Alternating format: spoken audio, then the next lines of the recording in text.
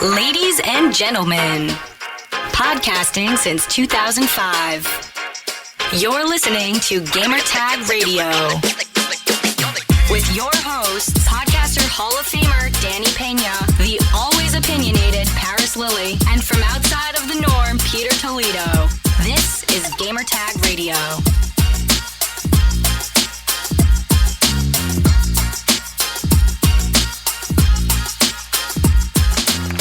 Welcome to Gamertag Radio, episode 1093. This is your host, Danny, and also joining me on this episode, the whole crew. We have Paris, Lily. What's going on, Paris? What is going on, man? Happy New Year. This is, it's been a week. Let's put it that way. Been a crazy week. Week, man. How's everything, man? No, good, man. Everything's good. Family's good. We obviously, kept it simple this holiday, but everything's good. And also, we have all the way from Europe, we have Pete. Yo! Come on, Pete. What is up, man? Congratulations, everybody. Welcome back. 2021. Hopefully it's better. The bar has been set low from last year, so it doesn't have far to go. But I mean, hey, well, let's just make it a positive one, right? Yeah, definitely, man. And first of all, man, shout out to Paris. He was on. He's officially the third co-host of SCast. By the way, Paris, I'm wearing the kind of funny jacket, to support your announcement. I need my jacket now that you're over there. I'll take a medium. Thanks. Medium. Okay, there you go, Greg. Make it happen. Yeah. Hey, Paris, how was it, man?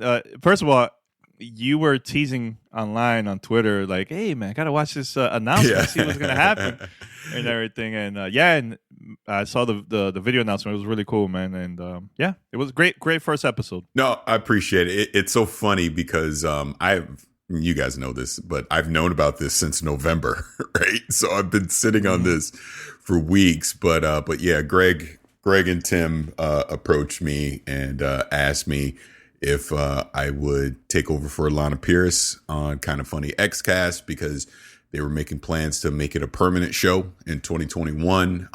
So I'll be on there every week, obviously, unless, something comes up, personally, and I can't be on. But I am the permanent third host on Kind of Funny XCast moving forward, and it's a great opportunity.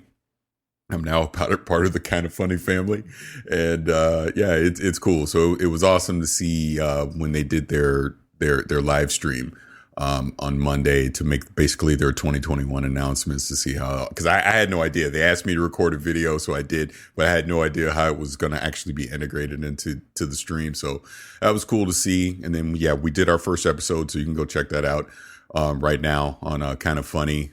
Myself, Mike, and Gary, and it's good episode. I mean, obviously some of the things we talked about on there we'll talk about on here as well, but it was cool. Great opportunity. Good start to 2021, and we'll see where it goes. So just want to thank everybody over there at Kind of Funny for the opportunity, and it's going to be fun. Yeah, and I have to bring this up because a lot of people were like either replying to me or replying to you, Paris, on Twitter. They were like, wait a minute, so that means Paris is not going to be on GTR anymore? And I'm like, oh, I knew that was going to come up, Paris. Remember I told you, like, dude, it's going to happen, but you want to address that? Because, look, you're still here, we're still going to be recording. I mean, I'll address that. So even just going back to my conversation with Greg and Tim when they originally approached me, I mean, that was part of it. They wanted me, to be able to be a third. And even if you look at Alana and Gary, they obviously were doing other things besides Kind of Funny XCast. So there was never a conflict. Oh, you can't be on GTR or anything like that. Obviously, I'm still going to be on Gamertag Radio. I still do my YouTube channel. If you notice, if you watch the episode, I plug Gamertag Radio at the very end. So none of that changes. And they actually encouraged me to do that. It was like, look, anything else that you're doing out in the gaming industry, use this platform to promote it. So absolutely, I will. So, I mean, again, it's a great opportunity. It's just another outlet to talk about video games. So, nothing wrong with that. Because if you notice, the story that I told on there about like E3 2001, I've said here on this podcast a million times. So nothing's going to change. Still part of GTR, every week. It's just, hey, just a second chance to talk about video games. So never a bad thing with that. Yeah, so make sure to check out the show every Saturday. Kind of Funny. And shout out to Greg and the whole crew over there, Tim, everybody, man. All right, so head over to Gamertag Radio if you'd like to listen to our past episodes. Also, you can find us on any podcast app. Just search for Gamertag Radio. Follow us, subscribe, post a review if you can. Also, if you would like to be part of our fan mail segment or episode, here how you could contact us. Send us your feedback or questions. Give us a call at 786-273-7GTR. Email us at fanmail@gamertagradio.com or leave a message on speakpipe.com/gamertagradio. All right, so like we said before the stream, there's nothing really going on. There's only been a lot of rumors and all that stuff. So I sent a couple of things I want to talk about with to Paris and Pete. But 2021, I think it's going to be a big year in gaming. Big year, especially for Xbox. I think PlayStation is going to have some big titles, hopefully coming out later this year too. That's going to be pretty awesome. That I can't wait, especially Ratchet and Clank during spring. And the rumors about Nintendo releasing, the new console, Nintendo Switch Pro. What is it that you guys are more excited about for this year, 2021? Let's start out with Pete. It's got to be the games. Just games in general. I mean, if you wonder if we're just going to go down the list, right? A couple of weeks ago, you and I, actually the three of us got to jump in, or I think I jumped in right as Paris was leaving, Back 4 Blood. I think it was Back 4 Blood, right? That's the name of the game? Yeah. Back 4 Blood. Yep. Yep. If you're not familiar with it, it feels like the spiritual successor for Left 4 Dead, and man, it was fun to jump into a game like that. I think it was your first foray into PC gaming and streaming at the same time, so it was kind of funny to have you going through all of those things at the same time. But it's one of those games that it's not couch co-op ish, but it gives you that feel of it, right? Because it is multiplayer. It's you and your friends playing, going through the objectives. It gives me the Left 4 Dead meets Horde mode type vibes. It's just a lot of stupid fun, and that's what I'm looking forward to in 21 is just getting away from the toxicity of how games has become and getting back into the fun, right? Getting back into playing with friends online or jumping into a single player campaign and not caring what anybody else says and just enjoying yourself and enjoying the game you're playing. Yeah, definitely agree with that, man. That was a lot of fun playing that online, and I can't wait for the retail version to come out. Hopefully, sometime this year, I think summer later Something this like year. that, So, yeah. And that's it. Any other game besides that? Returnal has some vibes that I'm really digging. The Medium as well. Ghostwire Tokyo, Ratchet and Clank, Deathloop, and the one I'm curious about, but I'm not 100% sold on yet, Gotham Knights. That's 2021? I think so. Yeah.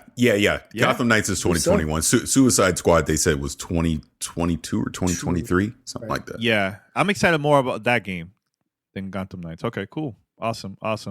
And what about you, Paris? Is there any games that you're excited for? I want to do this two ways. So I'm going to start this off because I've actually never addressed this on a podcast, obviously, over the holidays.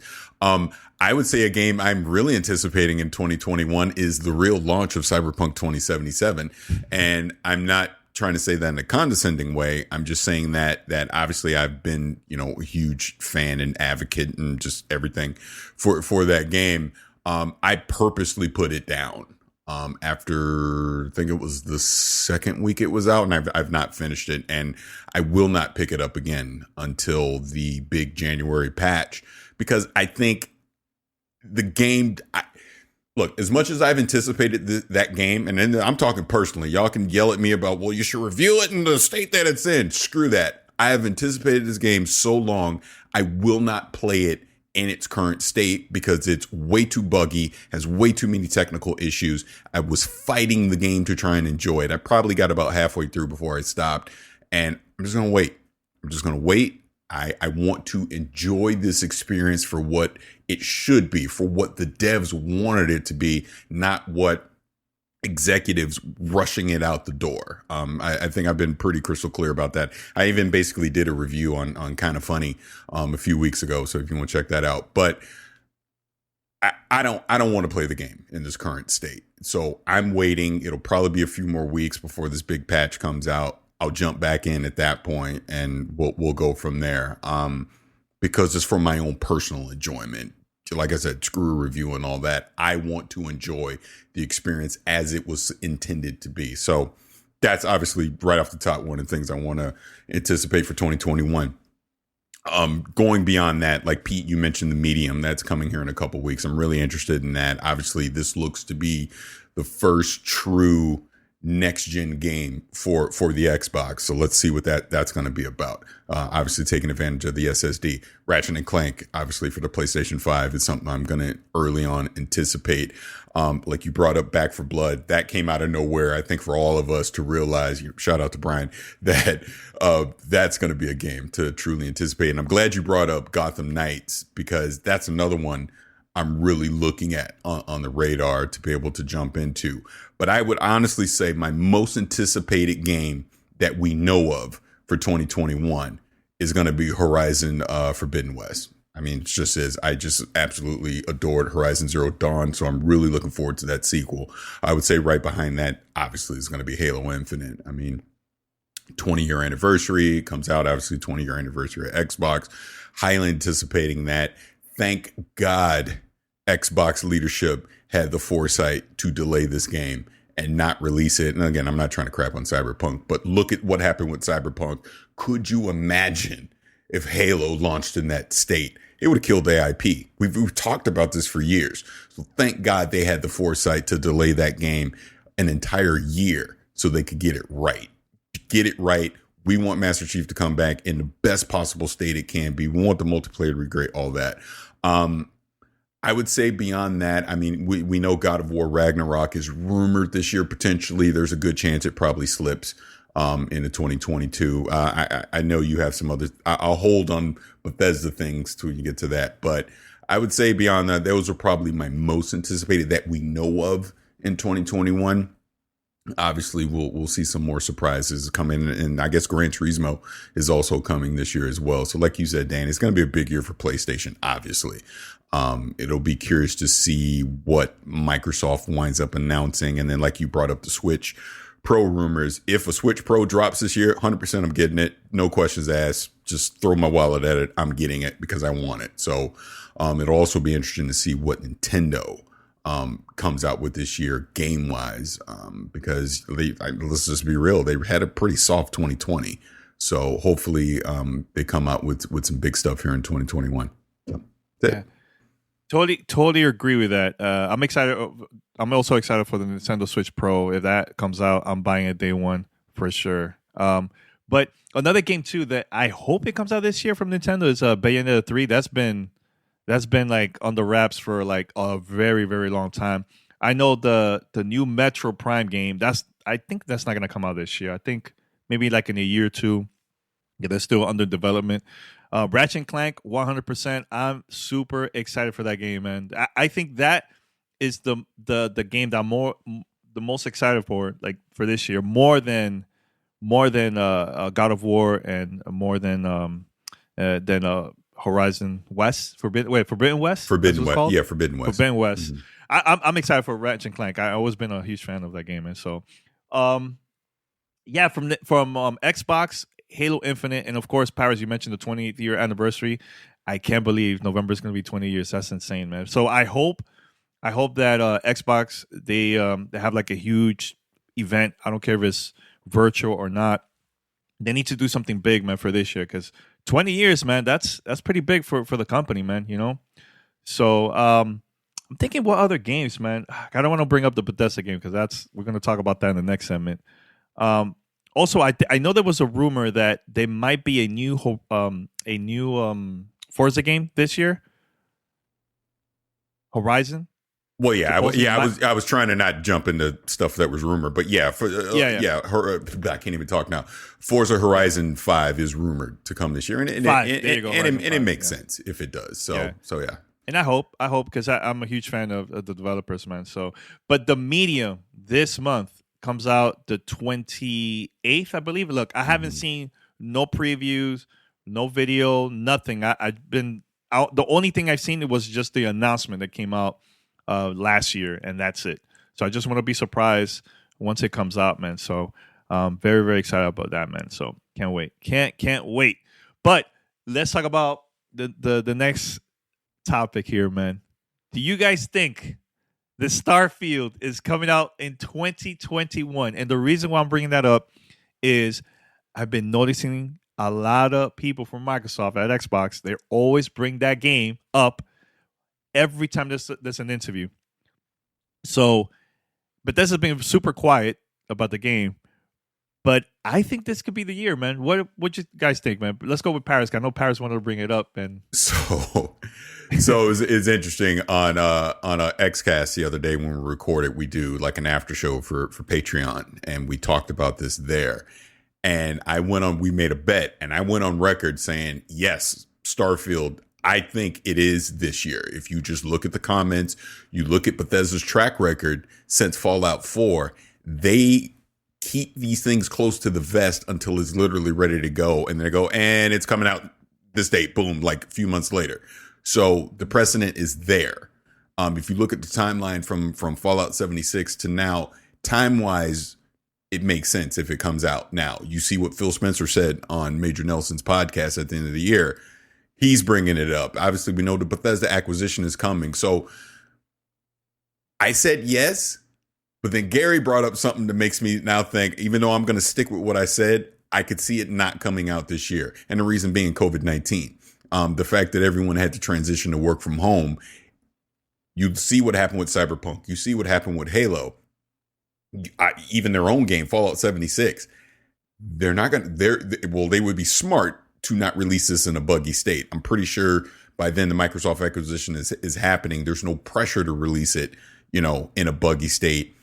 So while I think the original plan was for it to drop this fall, it would not shock me if it slips simply because of COVID-19, working from home and not being able to get it ready in time, in the scheduled time frame. So I'm going to say on record 2021, but it won't shock me if it slips. I was never thinking about that, about COVID. So that's a good one from Gary. Pete, do you think 2021 Starfield? I want to say yes, right? Simply because it does good for Bethesda to release a new title, especially with all of the drama surrounding their last release, right? Especially moving forward, this being the first official release sitting under Microsoft. Sitting under the Microsoft banner, even though this has already been in development. There was a leak just a few months ago with regards to this, where there was developers that were it's been reported that they're using a new custom animation system that replaces Havok behavior, which is what they used for everything in the past. Just everything that I see, as Paris has said, it's trending towards a 21 release, right? Me personally, I want to see it. I want to get the bad taste of Fallout 76 out of my mouth. It's still sitting there from a year or two ago. And like I said, it's good for Bethesda to jump off on their first new IP in 10 plus years, maybe more. So I think this is a great way to start off 21 for them. When it drops, who knows? Give them, and as we saw with Fallout 76, we don't want that same experience. We want this, and we saw this just recently with Cyberpunk. We want this to come out in a solid state, right? And unfortunately, Bethesda has had that experience in the past where they don't drop. And yes, it gets better over time, as most AAA developers have. We've seen it with Fallout 76 is a perfect example. It dropped in a poor state and it got better over time. But I think gamers have gotten tired and weary of that same strategy of releasing games, and I think it would serve them well to make sure that it's tightened up as much as possible. Be honest with people. If it's going to be, if it has a problem, be upfront, be transparent. I think that's going to be a big thing of moving forward in games. People are not as quick to throw money at things outside of Nintendo, simply because they're fans of the platform, or they're fans of a developer, a publisher. Just give us that. Give us a great experience. Be upfront with what we're getting, and hey, let's just be positive about it, right? Let's see what they got. I'm looking forward to it. Yeah. Look, I think it's going to come out this year. Most likely, if it does come out this year, maybe around October. I think that makes more sense, because release that, and then in November release Halo. And I think this will be the perfect opportunity for Xbox to also promote Xbox Game Pass, having exclusive titles. And that's the question I'm going to bring up to you guys is, do you still think, and I know Paris and Pete have been mentioning this now for a while, do you guys think that all these games from Bethesda is going to be exclusive for Xbox? Because I think Xbox is not saying much, because it's not 100% official yet until they sign the papers and everything, right? Once that happens, I think when the time is right, I think that's when they're going to start saying, okay, this game is going to be exclusive for the Xbox platform, which it could be in any device, any console, PC. But what you guys think? Let's go with Paris. Yes, 100%. I'm not wavering from what I've said from the get after that acquisition got announced. Again, go back to the Major Nelson podcast. If you look at what Phil Spencer said then, they're hands off until it's 100% official. They clearly know what they're working on, but they're not going to talk about it, promote that. So you're not going to see this heavy push from Microsoft Game Studio, or Xbox Game Studio, whatever it's called, about Bethesda titles. Now, let's just jump into Rumorville a little bit. Like, look, we know Deathloop is coming. That will be on the PlayStation 5 and all that. It is rumored that Wolfenstein 3 comes this year, which, again, timeline-wise, makes a lot of sense. You cannot tell me, unless there was already some deal locked into place with PlayStation, with other platforms, that Wolfenstein 3 would not be exclusive to Xbox. So let's just take Starfield out of it. Let's just look at just 2021. Deathloop, because we already know those deals are in place. But something like Wolfenstein 3, a big shooter IP that, great story, campaign, single-player shooter, why in the hell would they want to put that on PlayStation? Of course, because that's incentive to get people to subscribe to Game Pass. That would be the start of it. I will look at Starfield down the road. Yes, there's no way they're going to put that on a PlayStation platform. They're going to make it exclusive. Like I said back at the acquisition, I'll say again, $7.5 billion. Again, go listen to that Major Nelson podcast. Listen to what Phil Spencer is saying just about how they presented it to Satya Nadella, got them on board. How now, even at the senior executive level, bonuses are tied into the success of Game Pass. Why would you want to put every incentive you possibly can to get people to subscribe to that service, right? A large part of that is you just bought a publisher and all their studios and all their intellectual property, but you're not going to change anything? Makes 0 sense. 0 cents. So yes, 100% they're going to make all these major games, unless it's an MMO type game or unless it's already an existing game. It's going to be exclusive to the Xbox platform. And that's why you spend $7.5 billion to do that, to give people an incentive to want to invest into your ecosystem. And you, Pete, you agree with Paris? Look, again, this is a title that Bethesda's been working on for 10 years. In one way, shape, or form, it's been in development. Yeah, they trademarked the name back in like 2012, 2013. So this has been in development for 10 plus years. Think about that. You really want to then drop that on, at the end of the day, it makes more sense from a business perspective because you want to give it to everybody and maximize your consumer base. But when you think about it from a corporate perspective, I think, in my personal opinion, you want to give it that exclusivity to entice people to come over to your ecosystem, right? You have Game Pass, you have, you have Xbox Live. This is what Microsoft is looking at doing. It was the biggest complaint for years on end. Microsoft has no studios. Microsoft has no games. Now they've gone and they've taken those 3, 4, 5, 6, 7 steps of buying studios, buying development, building a future catalog of games for all of us as gamers to enjoy. Why not encourage those gamers to come over? 7.5, Paris said, 7.5 billion reasons to encourage people to come over to them, not just to play those Bethesda games, to play every one of those other Xbox exclusives. How and why and where? On Xbox Live using Game Pass. And it's if you really think about it, if you put all of those little cards out on the table, you don't spend that kind of money to go for the quick gamble and just say, okay, fine, we'll give it to PlayStation and we'll give it to Xbox, and hell, maybe we can even try and port it off to the Switch.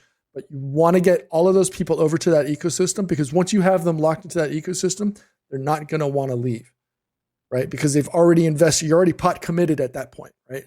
You've already spent your money on Xbox and Xbox Live and Game Pass. And now you've got your friends built in there. Now you've got all these other, catalog of games that you can play. My only question and concern is, Game Pass strong enough to build up that coffer of money again when people aren't, they're only spending 100, 120 bucks a month, a year on Game Pass, as opposed to $70 here, $70 here, $70 here. Once you go past that third game, you're already spending more money than Game Pass. So I think, and if subscription models are the way to go, this is definitely going to be the test bench for that in that bar. You're missing a key component in what you're saying. And I'm not disagreeing with anything you're saying, but just a little perspective on that. They've already said that Game Pass isn't a loss leader for them. They're making some type of profit of it. However, the math gymnastics of that work. But you also have to think of this, like you said, the way Game Pass is set up right now. Once you get past that second game that you buy in a year, okay, well, how are you not making money? But remember this. Game Pass is all digital. What have you effectively done by getting people to invest in Game Pass? You've literally killed the used game market. And again, we're just talking from a business standpoint, not from a consumer standpoint. So a lot of people, look, I know my cheap ass was doing this. I would go get a used game basically on the second market. So that money was never going directly to the original publisher anyways. It was going to the GameStops of the world, right? Or it was going to, my buddies or whatever when I borrow a game from them. So when you think of it that way, most people aren't really buying more than 2 or 3 games a year anyways. So, but now you have that subscription commitment. Again, it's Netflix. Look, Phil can act like they're not trying to be the Netflix of games, but they are trying to be the Netflix of games, because that's the whole point. When you look, the subscription model is the future. Basically, Spotify is a subscription, Netflix, Disney Plus, Hulu, on down the line, right? So that's the point. They're locking you into a commitment so that they know they have this guaranteed revenue coming in every month, every year, etc. So,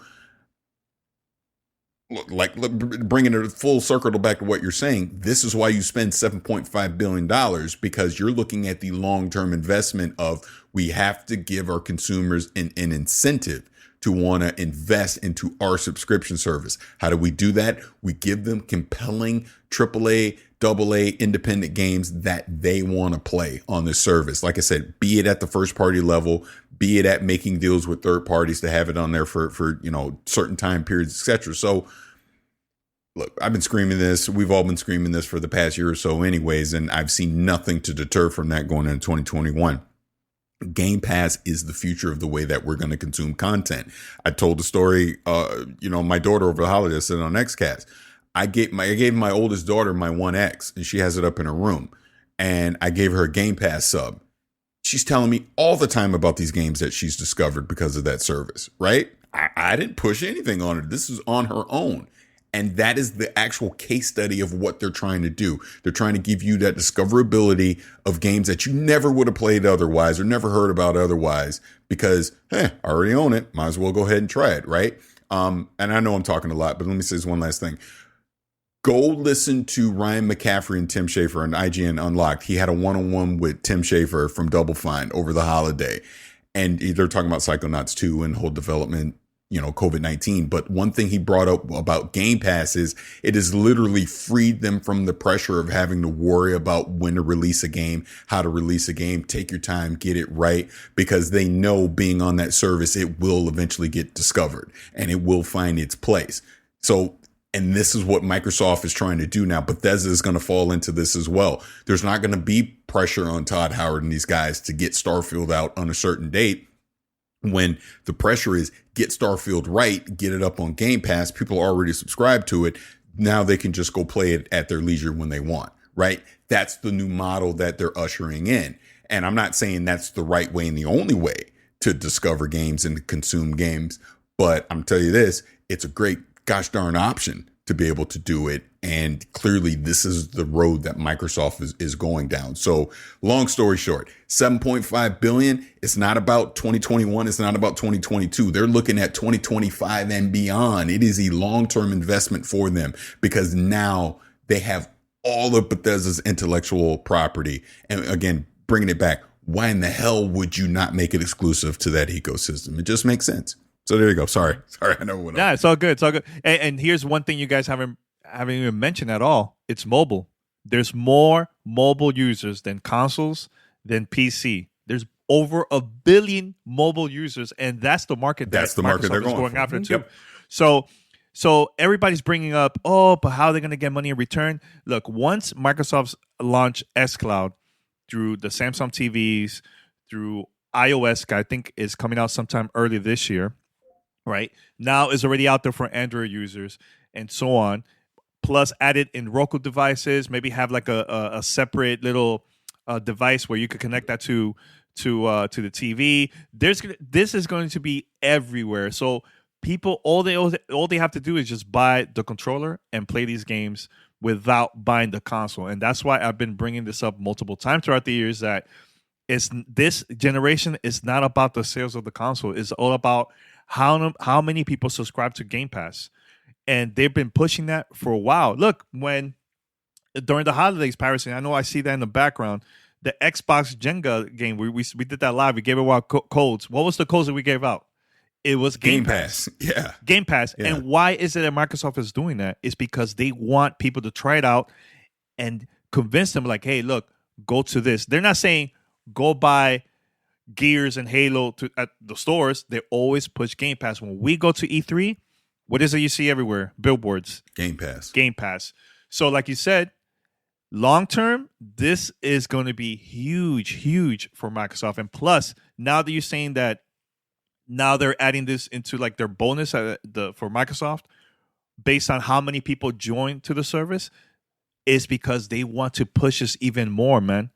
To the market, man, to the gaming market. So yeah, I think it's gonna be really big for Microsoft, man. But here's the thing I want to bring up: why is it that everybody is still into this whole? Well, if Microsoft wants to make money, why not they have Bethesda like all their games available for PlayStation and also for all platforms?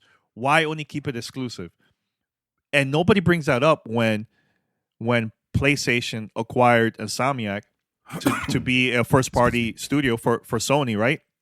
But nobody brings that up. Why is it they bring it up with Bethesda, though? I still don't get it. Like, Nintendo didn't do that. Nintendo fans didn't do that back then when Microsoft acquired Rare back in the early days.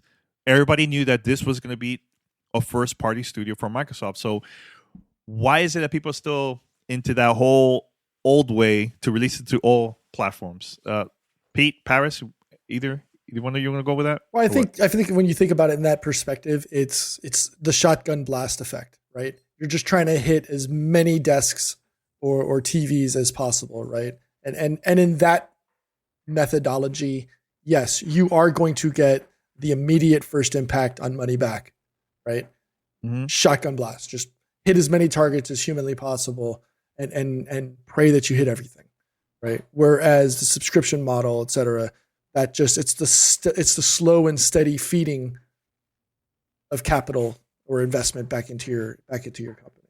And going back into the mobile gaming stuff, I talked about this. I think it was late last year.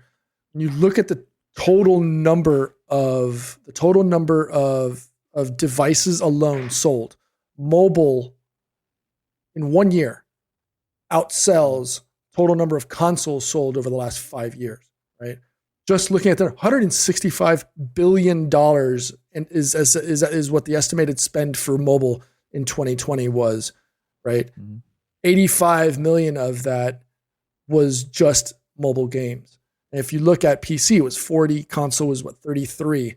So if you look at the total number of that, it's massive. It outshines anything and everything from PC and console. So absolutely, mobile is going to be one of, if not the main target for services like this. And what about you, Paris? Want to say about why is it that people still want Bethesda to release these games on other consoles? Well, again, like it's basically on what Pete is saying. People are looking short term with this, and then you brought it up as well. Microsoft isn't looking at the current gamer console market. They're looking beyond that. They're looking to capture those billions of people that have a freaking phone in their pocket. That's who they're trying to get. So this is where xCloud comes into it. This is where a streaming service like not streaming service, but this is where a service like Game Pass comes into it as well. So they're trying to look beyond where we've been stagnant the past 20 years, and they're trying to capture an audience that they've never really been able to touch before. And, you know, it's like you're saying, you know, I know we keep going back and forth with this Bethesda thing, but where's the incentive to get that PlayStation guy who has never thought, I'm not getting no Xbox, I ain't getting no Game Pass? Where's the incentive to get PlayStation guy to consider being able to subscribe to Game Pass if they can still play all Fallout 5 and Starfield and Elder Scrolls 12 and everything else on a PlayStation? You have to give them incentive to at least want to go try your service. Maybe they fall in love with it and now they become a subscriber. You do that by having exclusive content. Let's flip it the other way. Because again, I'm not saying what my Xbox is doing is the right way, 100% is going to work. PlayStation's not doing it. PlayStation is still doing a traditional model of exclusive titles that I know I want to go play. You know what I mean? And guess what? That's why I got a PlayStation 5. That's why what I talk about my most anticipated games this year, they're all PlayStation games. I can't play those on Xbox. I have to go get them on PlayStation. So like I said, why wouldn't Xbox try and do something similar? Like Pete said, what has been the knock on Xbox since the start of the Xbox One generation, and as we now go into the series generation? Lack of games that I want to play. Right? There's lack of exclusive games that people actually care about that they want to play. They have to fix this. Why in the hell have they been acquiring all these studios recently? Because they're trying to build up their exclusive lineup. The literal crown jewel of everything that they've done is they've acquired Bethesda and every studio under Bethesda and all those IPs. So, and look at the money they spent to do it. Hell, they spent more money on that than freaking Disney spent to get Star Wars. So think about that. That is true. You know what I'm saying? So it's like you're doing this because you're trying to build up your ecosystem to give people incentive. And again, look, the way they've done it is they ain't asking you to buy an Xbox. They're just asking you to subscribe to Game Pass, xCloud, whatever you want to do, but you're in our ecosystem. That is all they care about. So, I mean, like I said, could be 100% wrong on this, but I'm absolutely going to stick my guns until I'm proven wrong that's not. And I know some Xbox CFO came out and said something, but again, the ink isn't even dry on the Bethesda deal. How the hell does he know? Right? I'm pretty sure they wouldn't want the CFO to randomly on some interview or something to disclose their Bethesda plan when you got Phil Spencer saying one thing, but then he says another. So I'm not using that as the Bible for that's the plan for Bethesda. When the ink is dry, it'll probably be at whatever E3-esque event they have this summer. We're going to find out what the plan is with Bethesda and these IPs and how they're going to handle it. And if they show up on the PlayStation 5, I'll be the first one to jump on here and say I'm wrong. I just don't think I am, because why the hell did you spend $7.5 billion then? I will be always confused if that is the case, that they don't change anything. You're listening to Gamertag Radio.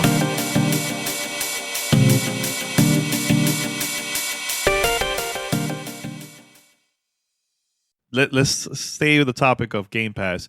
So during the month of December last month, Microsoft released a new expansion DLC for Gears 5 called Hivebusters. What, by the way, I highly recommend it for you to download it if you have Game Pass. But here's one thing that I noticed. Xbox is not really pushing this at all online. Like they're just letting grassroots people just start talking about it, like through social media, streamers, content creator promoting it, maybe a couple major media outlets talking about it, but that's it. They're not really pushing this at all. So I thought about similar to Netflix, that every Friday there's a new series, a new movie that comes out, and they let the people that watch Netflix, they're subscribed to the service, they're the ones that promote that without Netflix actually pushing it. So it's similar to what Microsoft is doing right now, and I think it's more of like testing the waters of if people are going to be promoting this online, Hivebusters, right?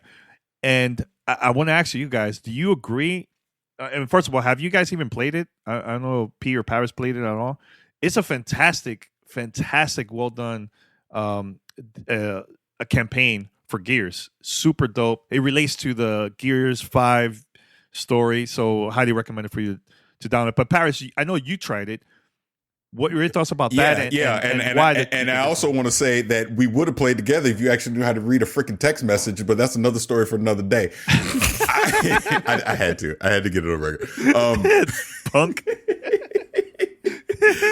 No, but I agree with your point, and I do think they're slightly making a mistake. Like, here's something I would love to see Xbox adopt, because this is what Netflix is doing, and this is how I've been discovering a lot of stuff over the past few months through Netflix. You notice how if you go into Netflix now, they have the top 10 stuff? Yes. That they should have at all times top 10 Game Pass game. Like, here are the top 10 games that people are accessing via Game Pass, right? So it kind of helps with the discoverability of these titles. I think they need to visually start showing that. Obviously, when you sign into the console, be it on the Xbox app on a PC, and even if you go to like xbox.com or whatever, they need to start promoting that more. I also think via social media, via their Game Pass social media accounts, they need to start listing maybe once a day, hey, here's the top 10 Game Pass games. You know what I mean? So people can start discovering these things more. And then you even have people going, oh, wait, that's on Game Pass? Oh, wow, maybe I need to go get it. Now, look, I'm not trying to be the marketing team for Xbox, but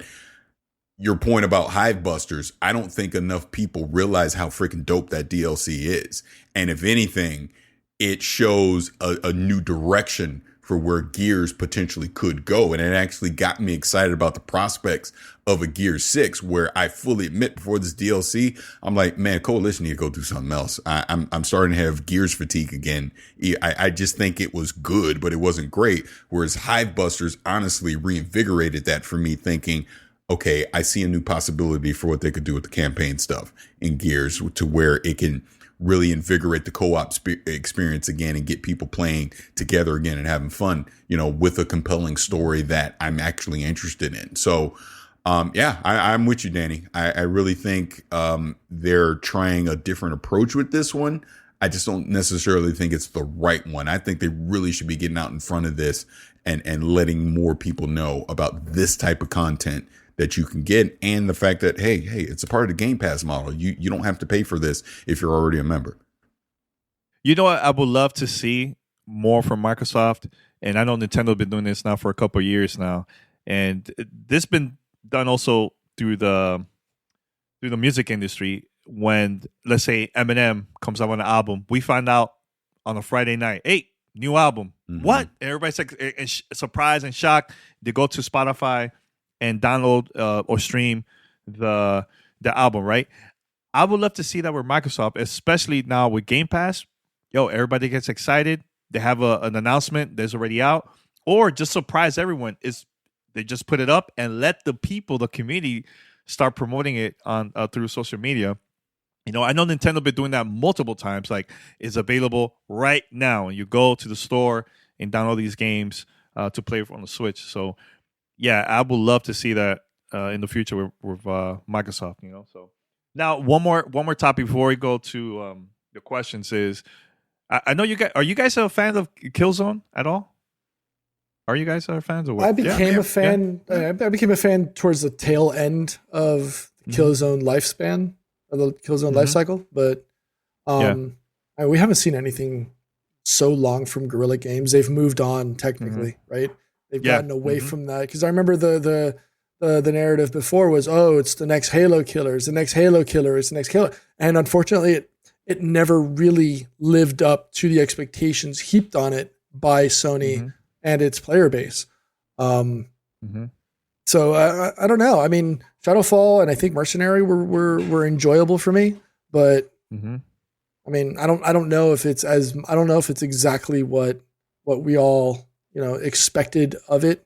I just don't think it held up. I just don't think it's. And if you try to go back and play those games now, I don't know. I just don't know if they age well.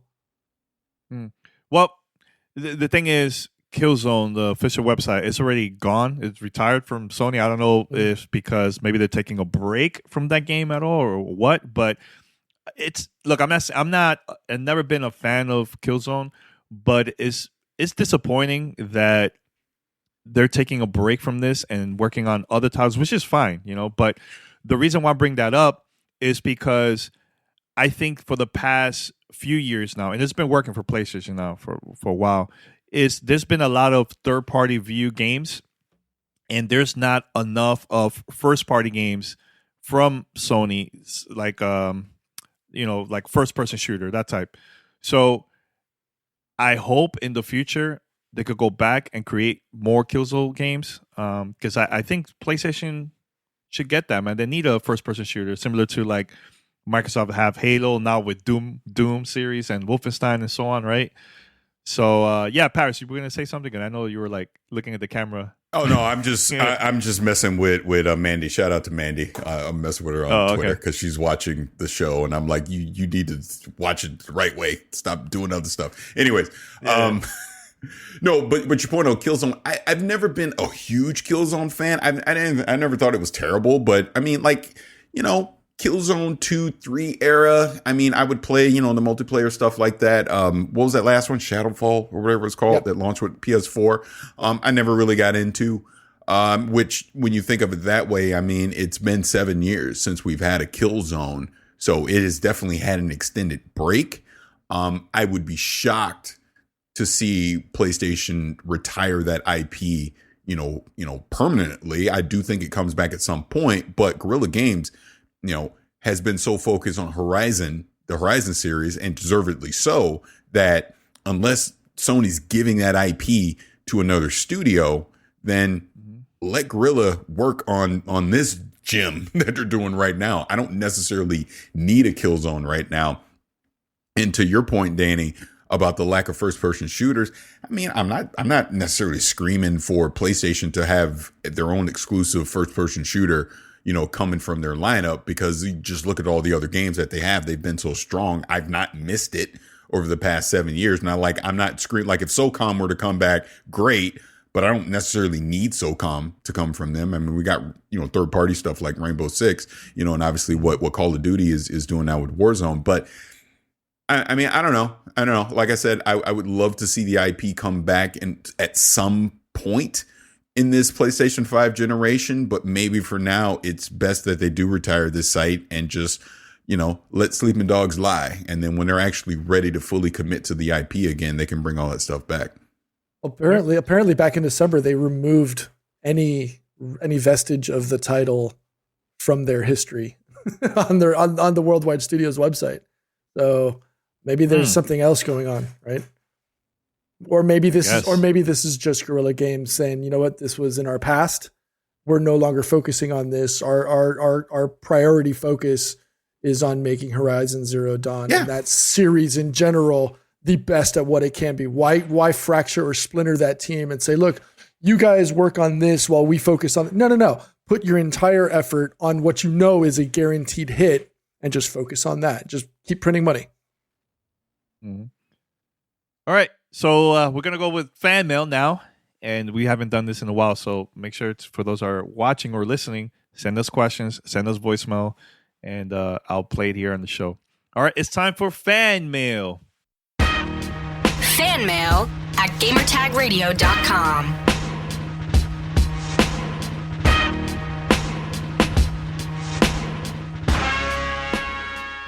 All right, so here's a question here. This is from Ian. He's from Illinois. He said, with the latest debacle of Cyberpunk 2077, do you think it will affect future pre-orders? Or do gamers have a short memory when it comes to all this? Have a great day. Thanks, man, for the question. Guys, what'd you think? Do you think now this is going to change the way how people pre-order games in the future? Let's go with Paris. Yes, I do. I mean, there's a fatigue here. You know, we've talked about it. Obviously, Cyberpunk Fallout 76 during this episode of stop releasing these buggy games. You know, no one. Let's just take Cyberpunk as an example. If CD Projekt Red would have come out and said, "We're sorry, we need more time. We need until April 2021." Because we want this game to be in the best possible state that it can be. We're sorry. People would have been mad for a week. They would have got over it and said, you know what? I'd rather you delay it to then and it comes out banging than what we got right now. You see what I'm saying? So I do think it is going to create people being more hesitant to pre-order games. And I'll even say this. What is the point of pre-ordering games anymore? Unless you really care about these pre-order trinket incentives. I know I don't care about them. I really could care less about the little incentives that they give you to pre-order anymore. To me, that's just a dinosaur from the brick and mortar era. The fact that we're going into more of a digital way of consuming our games, why pre-order it? If you want to get a game, go buy it the day that it's out and go play it. I mean, you can literally get instant access to it. There's not going to be a shortage of a digital game anymore. Unless you're just literally locked into having to have that physical title. Like again, I don't know if you can see the camera behind me. Like I have the Cyberpunk collector's edition, right? That's a physical thing that people potentially could want. I can understand pre-ordering something like that, but just standard pre-ordering games, I do think we're going to start to see that go away. And a lot of it is going to have to do that people getting locked in to these games that ain't ready when they're launched. And you have to, quote unquote, wait 3 to 6 months to a year for them to actually get it right. So I think that'll kind of be the message sent back to the publishers and the developers. Like, stop releasing these games before they're ready. Don't put something out until you're 100% confident that it is as bug-free as possible. Look, every game is going to have some bugs in it, no matter what you do during the QA process, right? But something like Cyberpunk, that was completely unacceptable. You cannot put a game out in that state. It's just not acceptable. What about you, Pete? When was the last time you actually pre-ordered a game, too? I was going to ask that question. It's been a while for me. Me. God, it's been years. I can't even remember. Yeah, I'd have to say Cyberpunk for me would have been the last one, but thankfully we were able to get a code. Wow, I can't remember. I can't remember the last time. It's been a while. I can't remember. I mean, let me try. Just give me a minute here. I mean, thankfully, Call of Duty. Maybe Call of Duty. I think it was one of those. Maybe. I mean, more than likely, that would have to be one of those. We're talking like after Modern Warfare, etc. But I mean, we're thankful and blessed that we're in the industry, so we have the opportunities, where we're given the game in advance for reviews and so on. But I'd have to say it'd be a Call of Duty title. Okay, all right, that's a good one. I think it was Black Ops, or was it Ghost? I'm trying to remember because I remember Pete going to the store picking up his game. Yeah, like it was one of the episodes. If there was a title, it would be one of those. It would have to be, because most other times, unless it was like maybe it'd have to be Call of Duty. Oh, you know what? I tell you what was my last one. I think it was Mario Odyssey for the Switch, and the reason why that was my last one is because I remember if you were a Amazon Prime subscriber, there was like a percentage off. You would get any new games coming out. So I did that for that game and also Spider-Man. Those were like the last two. Before that was long time.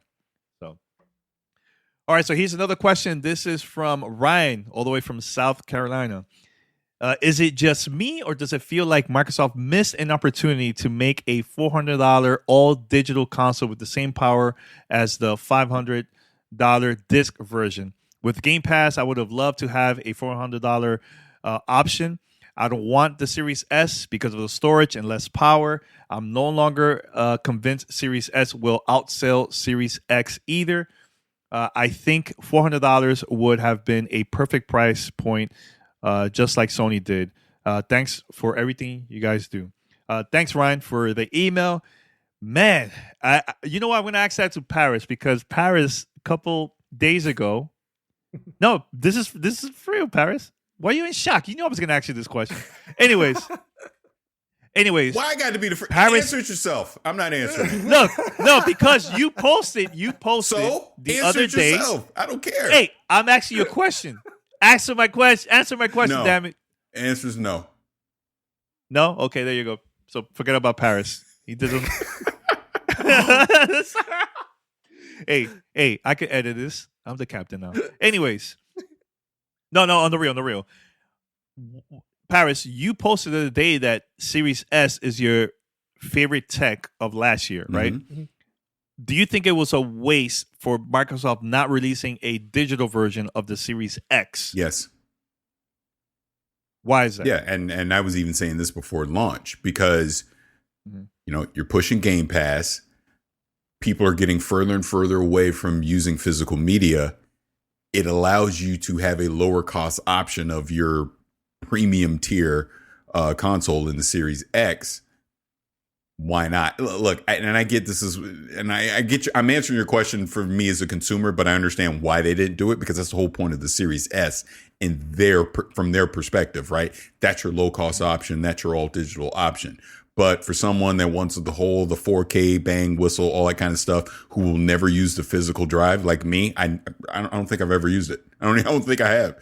And on the X, I mean, a lower cost version of that that was all digital would have made sense for someone like me. I think eventually we will see one at some point in this lifetime of this console generation. They will come out with a SKU that is all digital on the high end, and even on the low end with the S, I see them upgrading the internal storage in that at some point during the lifetime of it as well. So I get what the person's saying. I totally get why he would think that, hey, the S isn't for me, but I will also counter, and this holiday was a real eye opener for that for me, which is why I said the S was my favorite tech of this year, because it does everything that you need it to do on a next gen scale. It does the fast loading, it does the quick resume, all that stuff, right? It just does it at 1080p or 1440p. That's literally the only difference between it and the X. Yes, the storage is an issue, but it's way more affordable, so it makes it more family friendly. And like I said, this holiday, it was the most played thing in my house, because no one cared about 4K, right? Except me. I'm the only one that cares about it in this house. And it played all the same games that the X does. And not to turn this into a S thing, but your original question, yes, I do think at this some point in the lifetime of this thing, they will have an all digital version of the Series X.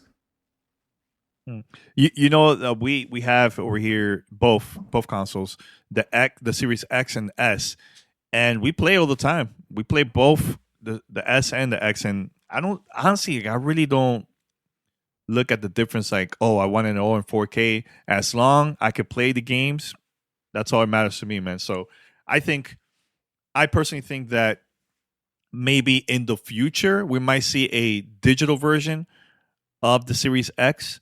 And I think the reason why Microsoft decided to release a console like this is because they don't want to hurt their business partners, retail when it comes to like buying physical games. So now there's more people that have the X, let's say, right? They still could go to the store and buy these games physical version, right? Or if they want, they could also buy the digital version. So I think that's the reason why that's happening. But I think once they have a certain number of sales when it comes to the X, that's when we're going to see the digital version in the future, So and put it this way, it is kind of hard to find the Series S still to this day. Even harder than the X. So, what you think, Pete, of that? I Think mean, it was a waste? Going back to his comment or his email in general, yes, personally, I do think that it was a mistake simply because your competitor now has a leg up on you simply for that purpose, right? Microsoft easily could have said, look, we want to give the exact same hardware you're getting just without a disc. But I think that's what sets them apart, right? There is a section of the gaming player base that still that still wants to have physical discs. And I'm saying this because right now on Twitter and in the chat, we're all judging Mandy, right? Who still prefers to buy physical, right? And this is, that is Microsoft's way of saying, you know what, there is a section of the gaming community that wants to play physical discs. So here you can do it with the One S. It's not as powerful as the One X, but you can. And I think that's just the differentiating factor between the two. Personally, I think I think Sony did it the right way because you have the exact same hardware. Regardless, you don't have to have a fractured, hardware, platform when you're saying, okay, well, this one is a little bit, this one's tweaked a little bit more, blah, blah, blah. No, it's the exact same hardware. The only difference is they remove the disk drive. That's it. And I think that just makes it easier for the consumer to make their decision on which one they want to buy. And it gives consumers an easier decision when it comes to which platform or which hardware they want to buy. Do I want to buy one with a disc or do I want to buy one without? That's it. There's no other question of, oh, well, this one has a hard drive that's X size and this one doesn't. This one's video is a little bit better than this one.